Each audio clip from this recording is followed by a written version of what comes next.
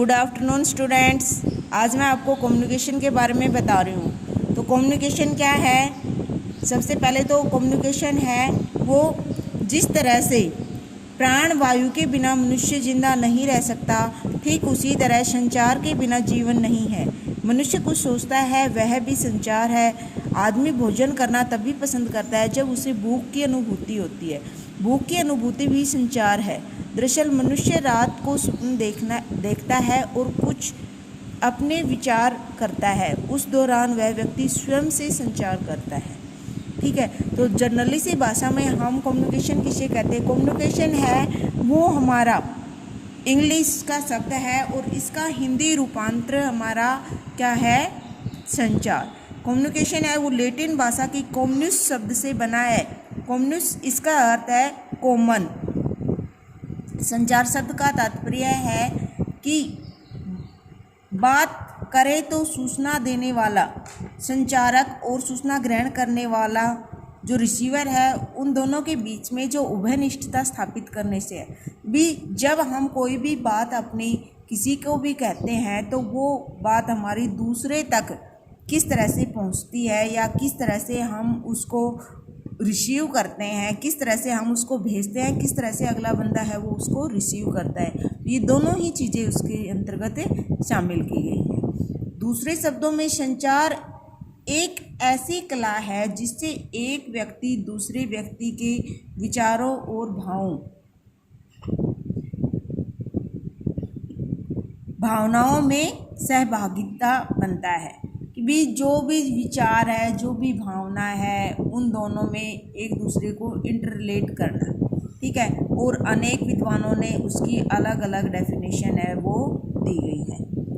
सबसे पहले आता है जनरल जो डेफिनेशन है वो कि भाई जब दो या दो से अधिक व्यक्ति आपस में कुछ सार्थक चिन्हों, संकेतों या प्रतीकों के माध्यम से विचार या भावनाओं का आदान प्रदान करते हैं तो उसे संचार कहते हैं। भी हम अपनी जो भी हमारे अंदर विचार हैं उसको लिख कर, बोल कर, किसी भी संकेत के माध्यम से जब दूसरे को समझाने की कोशिश करते हैं तो वही क्या है? कम्युनिकेशन।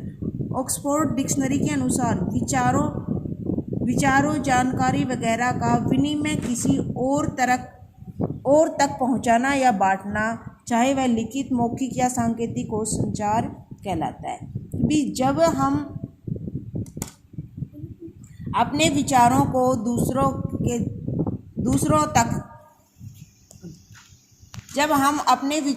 दूसरों तक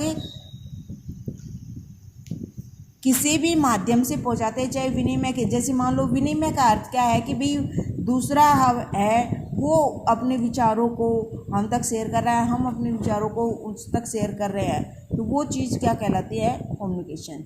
चार्ल्स ई ऑसगुड के अनुसार आमतौर पर संचार तब होता है जब एक सिस्टम या स्रोत किसी दूसरे या गंतव्य को विभिन्न प्रकार के संकेतों के माध्यम से प्रभावित करता है। जैसे चाहे कोई भी व्यक्ति है, कोई भी वस्तु है, जब वह दूसरे बंदे को प्रभावित करेगी तो वो क्या कहलाएगा? कम्युनिकेशन। लुइस ए एलन के अनुसार संचार उन सभी क्रियाओं का योग है जिनके द्वारा एक व्यक्ति दूसरे के साथ समझदारी स्थापित करना चाहता है। संचार